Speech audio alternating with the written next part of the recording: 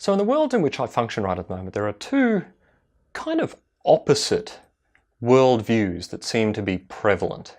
And I find it really interesting that they're both happening at the same time. Here's what they are. In the law field and in a lot of professional fields, what we are getting is an overwhelming message about mental health and the benefits of sleep.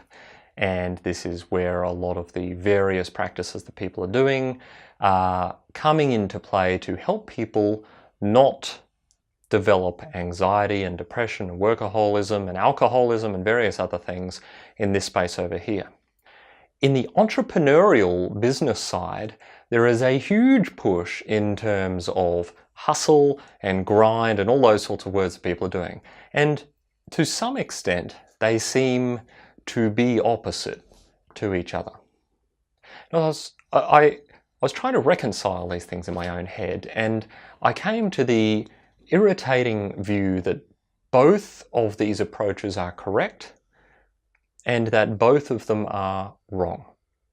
What exactly does that mean? Because I could have just ended the video there just to annoy everybody, but I guess I will explain briefly. What we have are people in completely different situations. Okay, on the entrepreneurial side, we have people who desire to build a business, people who desire various trappings of success that they think will identify them as successful entrepreneurs or business people, but a lot of them, particularly with the free access to vast amounts of information, aren't doing anything, or certainly aren't doing enough in order to achieve the kind of success that they claim to want to achieve. And so this is where the hustle, hustle, hustle worldview comes from, because they are literally not doing enough. If you listen to Gary Vaynerchuk or Grant Cardone or any of those sorts of people, it is a large part about work ethic and about being prepared to put in the solid hours and dedication and commitment required in order to make a business actually succeed.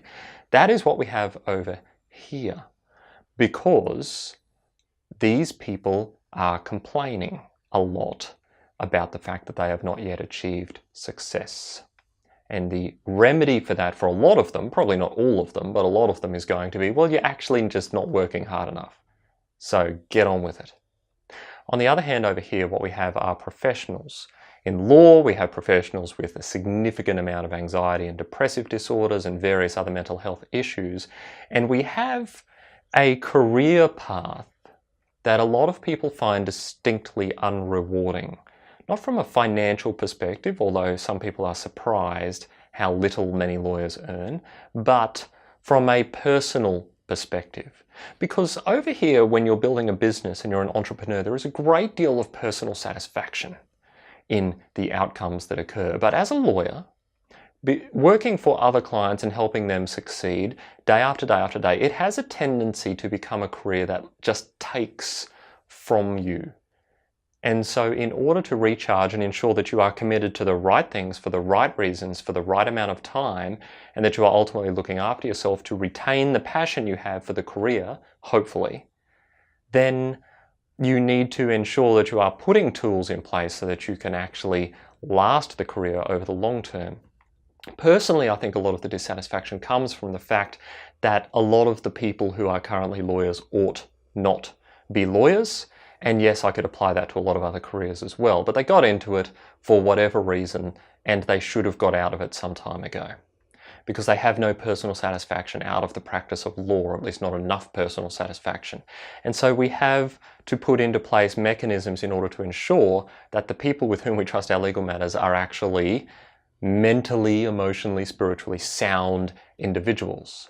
And this is where the two, I think, can intersect to some extent, depending on what state you are in and what you desire out of your career. If you are in a place where you feel like everything is just constantly sucking the life out of you, then perhaps you need some of the tools over here that the professionals are developing. But if you are in a state where you are essentially wallowing and you are idle, then perhaps you need some of the things over here in the hustle and grind category for entrepreneurs or business people. The worldviews are not inherently incompatible with each other. It just depends what you actually need in your situation with the things you are struggling with.